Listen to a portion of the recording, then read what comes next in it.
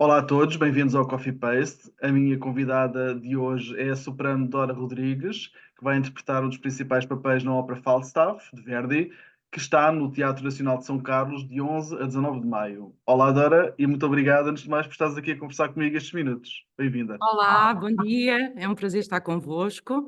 Sim, vamos estar no Teatro São Carlos com o Falstaff e eu irei fazer a Alice Ford, uma mulher absolutamente decidida, com ingredientes fantásticos. Tudo tem a ver com a dramaturgia, mas também musicalmente estamos a falar de Verdi, por isso é um belíssimo cocktail. Já vamos falar da Alice Ford, mas gostava, antes disso, começar pelo princípio, já agora, falar um pouco de ti e de saber como é que a música entra na tua vida.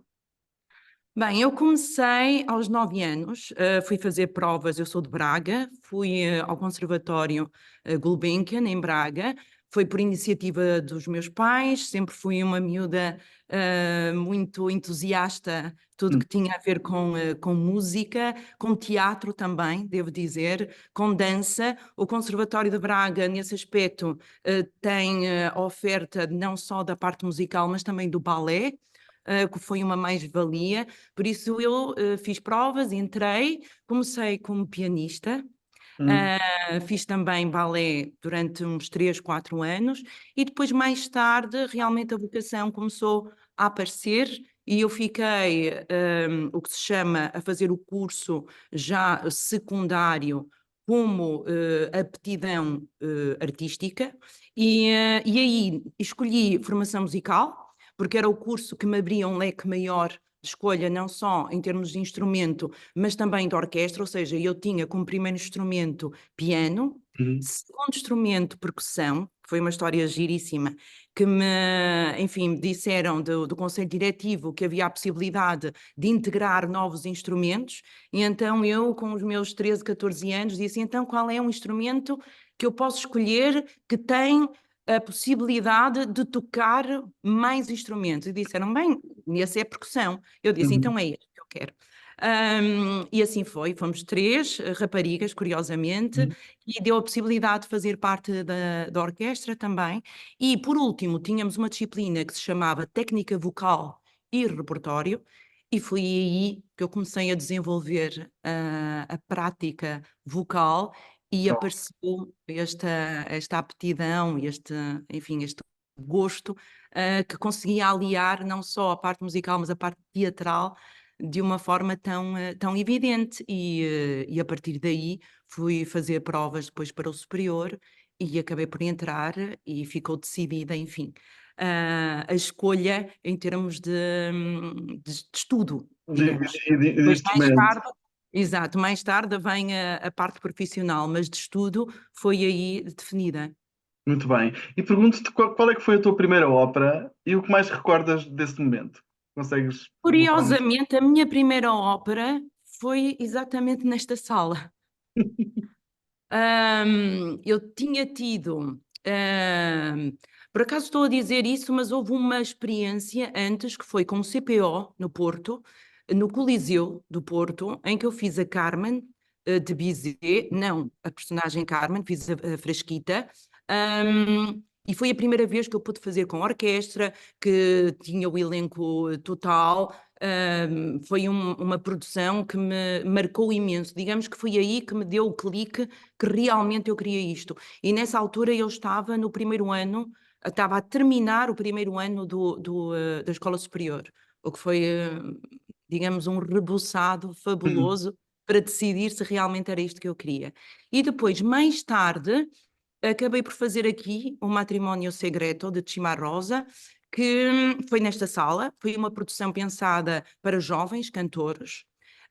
Quem dirigiu na altura foi o maestro João Paulo Santos, e depois, exatamente por ter, enfim, tido sucesso e as pessoas terem gostado, que eu pude pisar o palco do Teatro São Carlos pela primeira vez com o Wagner.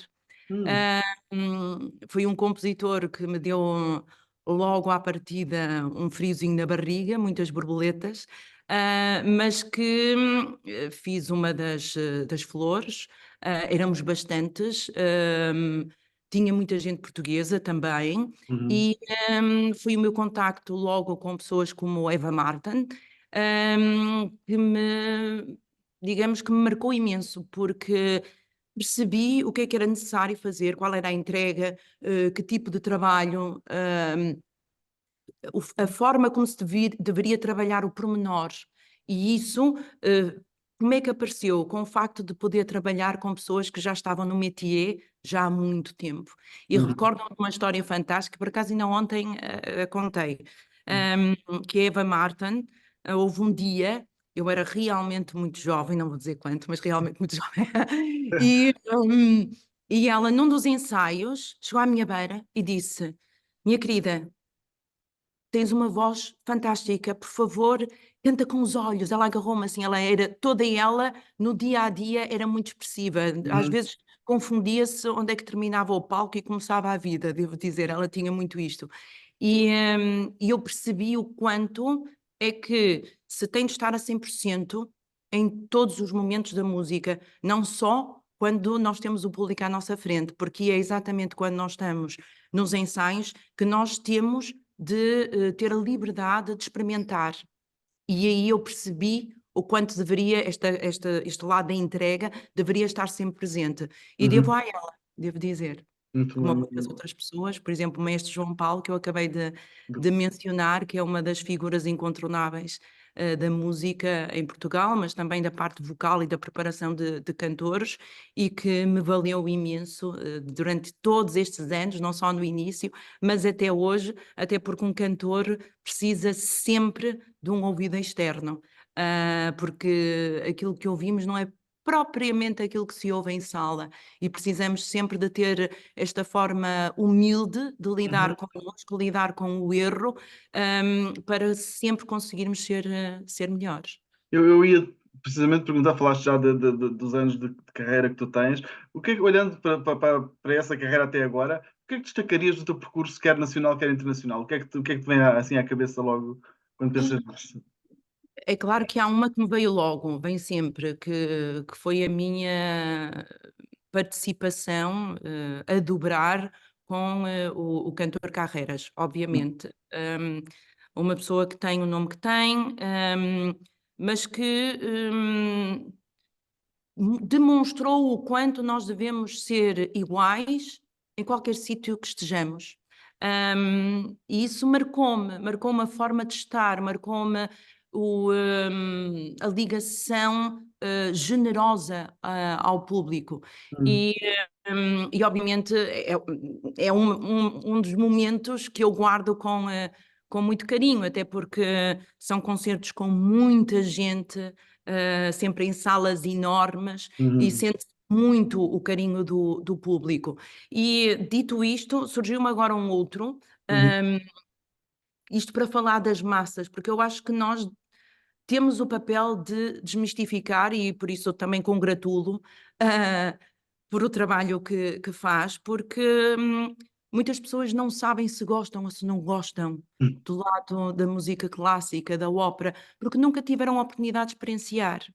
E o facto de, por exemplo, nós termos feito Wagners aqui nesta casa, em que foram colocados painéis na praça, em que ao mesmo tempo, ou seja, em direto, estava a ser Uhum. transmitido, e Uhum. a quantidade de pessoas que conseguiu reunir durante aquelas noites realmente faz-nos pensar que é possível, que nós, que parte também de nós desmistificar um bocadinho esta ideia do o que é o erudito, do que é o clássico, parece que se fecha em si só. Não, ele está sempre em mutação. É uma criação constante e que tem de Certo. acompanhar os tempos. Eu agora estava-me a ocorrer o seguinte: essas pessoas que correram lá fora a ver nos ecrãs, será que o fizeram por achar que era mais fácil do que entrar num edifício com a imponência do São Carlos? Será que é uma barreira este edifício tão lindo, tão histórico, tem um peso também, não é? Sem dúvida, sem dúvida. Eu acho que pode ajudar o facto de eles verem o que é que se passa cá dentro, de ver que é uma casa que é deles, que é o contributo deles, que eles fazem parte dessa criação, e que quanto mais eles possam estar presentes, mais o papel é uma forma de construir, é absolutamente pedagógica. Eu acho que nós temos, eu acho que Portugal tem feito um papel muito importante nisso, quer dizer, não é. não é algo que não tem sido feito, porque se nós pensarmos nas escolas profissionais, artísticas, nas academias, nos conservatórios que proliferaram pelo país, é Uhum. absolutamente impressionante. Quer dizer, por isso, nós temos a consciência de que nem todos vão ser artistas.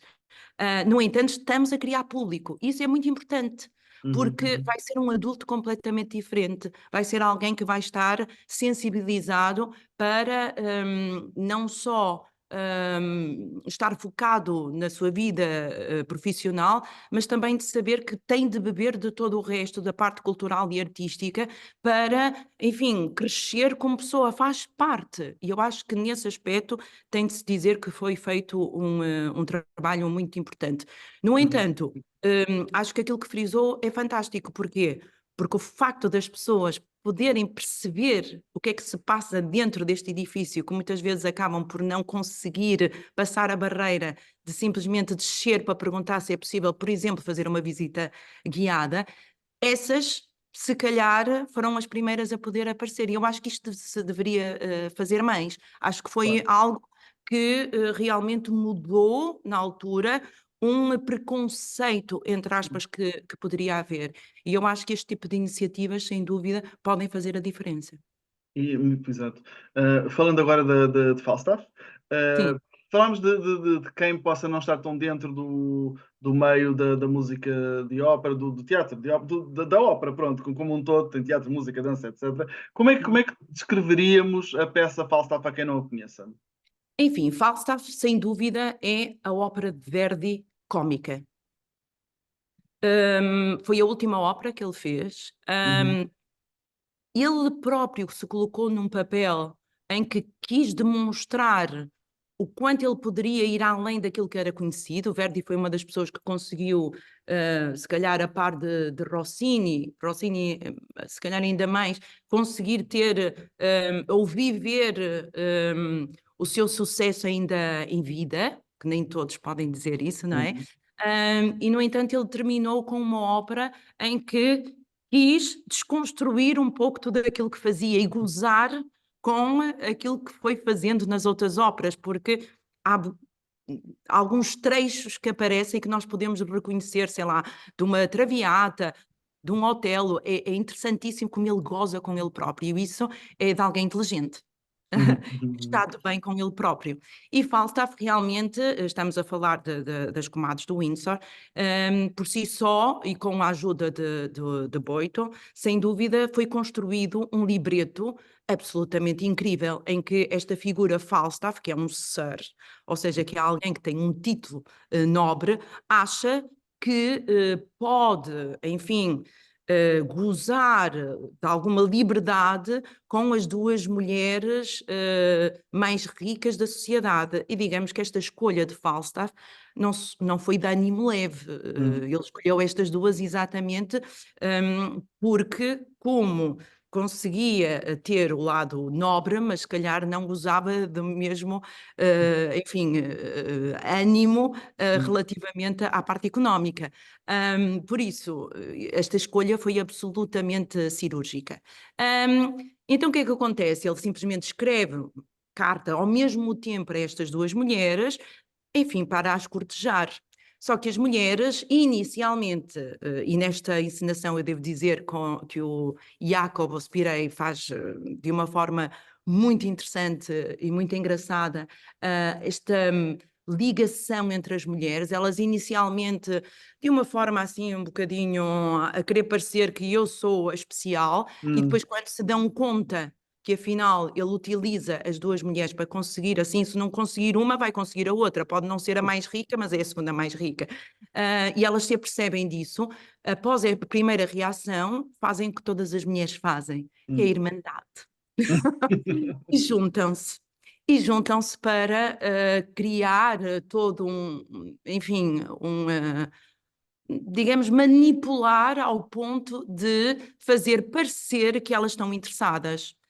É óbvio que isto depois vai criar alguns problemas, principalmente nesta ligação da Alice Ford com o marido. com a pessoa, digamos, mais rica, mas bem mais assertiva, um bocadinho mais fria, não tem este lado da Alice, também pelo facto de estas mulheres não trabalham, não é? Estas mulheres simplesmente vivem uma vida que não têm bem a noção do que há à volta, por isso também têm uma forma de estar um bocadinho mais descontraída. O homem não, aqui é realmente este lado que o homem trabalha, a mulher está em casa, esta Alice de Ford cheia de criados, mas o que é facto é que ainda assim estão na vida com um propósito, que é ninguém goza connosco. E por isso mesmo elas planeiam fazer esta vingança ao Falstaff e o Ford inicialmente não percebe, acha que a Alice está a trair e há aqui momentos em que Verdi põe cá para fora uma parte mais, digamos, de frase mais dramática, mas que rapidamente acaba por se esfumar e acabamos por ir sempre para o lado cômico. E é engraçado como ele põe em dois planos os homens e as mulheres, em que quando aparecem em conjunto, umas têm um ritmo composto, que é um ritmo entre si, é um ritmo em barcarola, se podemos chamar, e depois de repente os homens têm um ritmo diferente, mas que em conjunto funciona. Isto é muito engraçado, é como se mulheres e homens com ritmos diferentes conseguem chegar ao mesmo fim. Até nisto, Verdi goza. Por isso, no final, dizendo, é óbvio que Falstaff aprende a sua lição, todos acabam com a vingança, enfim, completa, e no final nós temos quase como se fosse uma lição de moral ao público, em que se diz que tudo no mundo é uma burla. Então vai terminar com uma lição em que o público faz parte do espetáculo, em que vocês estão a assistir, mas também fazem parte deste mundo em que de repente alguém tira proveito de alguma maneira e é preciso uma pessoa estar lá e saber estar com os outros. Por isso é que eu falei deste lado um bocadinho do Women Power, que também que cabe, obviamente, se calhar se tivesse aqui o meu colega André Baleiro, falaria mais da parte masculina, mas eu acho que é algo que nos acompanha na sociedade e culturalmente. E Verdi, sem dúvida, que fez isto de uma forma genial. Sem dúvida. Gostava de saber, da tua parte, como é que normalmente é o processo de preparação de uma personagem, em geral e nesta em particular? O que é que entra na preparação de um cantor, de um soprano, neste caso? Sim, sim. No caso particular, eu começo sempre pelo lado técnico, ou seja, de preparação musical, solfejo, a junção, obviamente, da parte musical com o texto, como é que ele está colocado, e a partir daí começar a experimentá-lo no corpo. E este processo é algo que demora, e eu devo dizer que, se calhar, de todo o processo, este é o que eu mais gosto, Hum, sinceramente, que é o descobrir a personagem na voz. É óbvio que nós temos um leque de escolha de repertório que, por si só, já nos define se nós podemos ou não, porque tem a ver hum, com a classificação vocal, que tem um âmbito alargado, mas ainda assim, absolutamente, dentro desse alargado, não pode sair mais do que esse grupo. Por isso, para além desse aspecto, há um lado de criação que eu também sou surpreendida no processo em si de construção. E este lado em que nós experimentamos, nós estamos a treinar o corpo exatamente como se estivéssemos num ginásio em que inicialmente, se calhar, enfim, os nossos abdominais não estão tão preparados para, e à medida em que o tempo vai passando, nós fazemos as gravações, passado 2 semanas nós vamos ouvir aquilo que estava para trás, porque eu gravo-me imenso, e ver qual é a evolução, e este processo é muito bonito. Para uhum, isso, depois começamos com os ensaios musicais, neste caso foi com o mestre João Paulo Santos, em que começa a aparecer tudo o que é, porque é que esta frase é feita, porque é que o Verdi a colocou, o que é que ele pretendia, qual a cor de dinâmica e de intensidade da expressão que eu lhe devo colocar, e então aí nós já estamos no segundo patamar, em que começamos a deixar a personagem aparecer através da voz. E por último é quando chegamos aqui e passamos à do corpo, com a ajuda do encenador, vocalmente nós vamos em crescendo, porque depois aparece o maestro, aparece a orquestra, vamos descobrindo ainda mais cores que com o Uhum. piano se calhar não ficavam tão salientes, mas depois vem esta ajuda do corpo, como é que ela caminha, como é que ela está, porque é que ela o faz, não faz. Então tudo isso faz com que esta Alice Ford comece a aparecer. E é interessantíssimo depois o final, em que nós temos de ter o espaço ainda para nos juntar às outras vozes e haver a fusão. Isso é belíssimo. Por isso é que é muito importante nós estarmos há algum tempo juntos. Nesta produção nós tivemos praticamente 4 semanas, está a fazer agora 4 semanas. Uhum. O que é necessário pode parecer muito, mas na realidade é absolutamente necessário fazê-lo, porque nós temos de dar o tempo do conhecimento da obra com estas pessoas, com este elenco, que se calhar fazendo com uma outra produção, com um Uhum. outro elenco, vai ser completamente distinto. Aliás, se nós pensarmos que esta encenação há 1 mês e meio, 2 meses atrás, estava em Liege, Uhum. foi engraçadíssimo ver como o encenador, por ter pessoas distintas, simplesmente dizia, não, eu vou fazer então desta forma, eu da outra vez fiz não sei o quê, mas convosco vou fazer. Porquê? Porque as pessoas também trazem um pouco delas próprias. Uhum. Uhum. Isso Exato. faz com que haja uma criação num momento e que Sim. não se feche em si só, porque obviamente a primeira récita, ou seja, a estreia, não vai ser igual à segunda. Porquê? Porque há este lado generoso, tem de haver, não se pode fazer música de outra maneira. Eu Uhum. vejo como uma profissão que é uma benesse. Eu não, Uhum. foi um talento que nos foi dado e que nós deveremos alimentá-lo e aproveitá-lo a cada momento. Por isso, quando estamos em palco, devemos sempre estar a trabalhar para o nosso melhor do momento e que vai fazer que, se calhar, eu seja melhor do que no dia anterior. Uhum. É esta a mentalidade. Exato, são muitas camadas e também é por isso que se diz que a ópera é uma das formas de arte mais completas, porque tem Sim, muitas formas dentro dela, não é? sem dúvida. Sim, falando em estar em palco, pergunto qual é a expectativa então para as apresentações aí no Teatro de São Carlos de 11 a 19 de maio? Ora bem, eu devo dizer que estou muito contente pelo facto de saber que temos as salas repletas para estas récitas. Ahm, é, é uma expectativa de energia, de boa energia, de as pessoas conseguirem sentir a alegria que nós temos em palco e de demonstrarem que querem mais. Temos de pensar que é uma casa que dentro, em breve, vai sofrer alterações, por isso nós vamos ficar com uma casa ainda mais apetrechada para tudo aquilo que é necessário Uhum. para fazer ópera, e por isso mesmo eu acho que é uma oportunidade das pessoas demonstrarem o carinho que têm pela casa e a vontade que têm em que ela volte rapidamente. Certo. Gostava que nos falasse um pouco de um projeto que tu tens, que é o L'Effet Ensemble. Podes nos falar um pouco desse projeto? Posso, é um projeto que me é muito querido. Digamos que tem uma vertente muito mais intimista, que a ópera, mas que por isso mesmo é um desafio que eu tenho como algo que é quase a medicina, entre aspas, para a minha voz. Porquê? Uhum. Eu passo a explicar.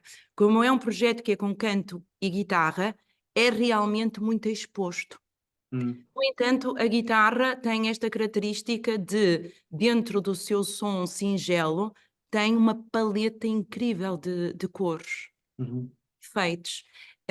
E este L'Effet Ensemble foi em crescendo, ele já existe há alguns anos, mas neste último ano nós conseguimos lançar um CD em que conseguimos colocar obras que foram nos acompanhando desde a sua fundação, Uhum.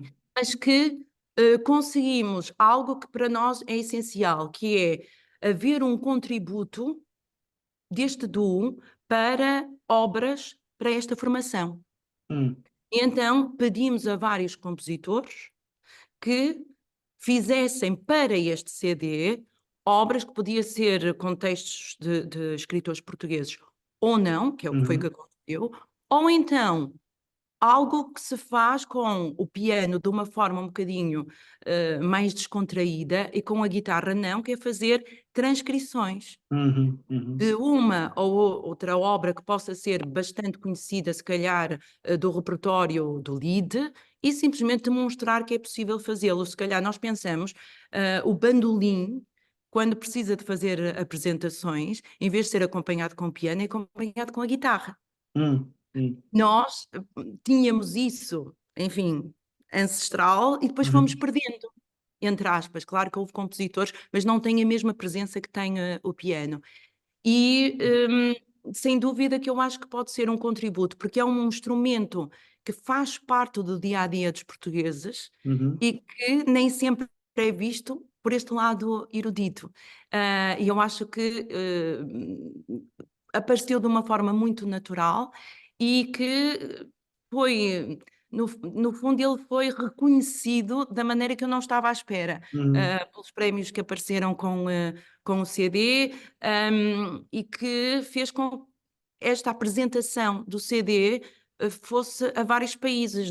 Eu agora eu fui mãe, tive de parar durante um tempo a turnê com a apresentação do CD, mas ainda nos faltam alguns concertos que nós iremos ter posteriormente, agora junho, julho, agosto, em que leva Itália, França, Inglaterra, ou seja, é incrível a vontade que há dos outros países de conhecerem a música portuguesa erudita, com esta formação, que é uma formação peculiar. Sem dúvida. Dora, vou terminar perguntando-te qual é que pensas que dever ser o papel da arte num mundo cada vez mais complexo? Eu acho que, sem dúvida, nós estamos a passar uma fase em que a arte é absolutamente necessária, Hum, porque nos dá um lado de sensibilidade e de respeito para com o próximo, porque nós não conseguimos ser nada sem o papel do outro. E isso faz com que, na minha perspectiva, em termos mundiais, em termos de, enfim, desta vivência que estamos a ter relativamente a alguns países e evoluções que nos levam para caminhos um bocadinho perigosos, e falo obviamente das guerras que estão neste momento já em prática e outras iminentes, que se calhar todos nós teríamos um papel diferente pelo facto de sermos sensíveis e tolerantes, porque a música dá-nos isso, dá-nos a paz. E quando nós fazemos parte dela, tanto da arte, culturalmente, querer conhecer os outros, respeitar os outros nas suas diferenças, faz com que se calhar todos nós tenhamos um outro tipo de papel e alguns acontecimentos que vamos acompanhando, se calhar não aconteciam. E politicamente, eu acho que os nossos políticos, quanto mais demonstrarem esse lado sensível, artístico e musical, mais se calhar estão a fazer um papel importante para as suas nações. Dora Rodrigues, muito obrigado, foi um gosto conversar contigo. Muito obrigada, foi um prazer. Tudo bom, muitas felicidades.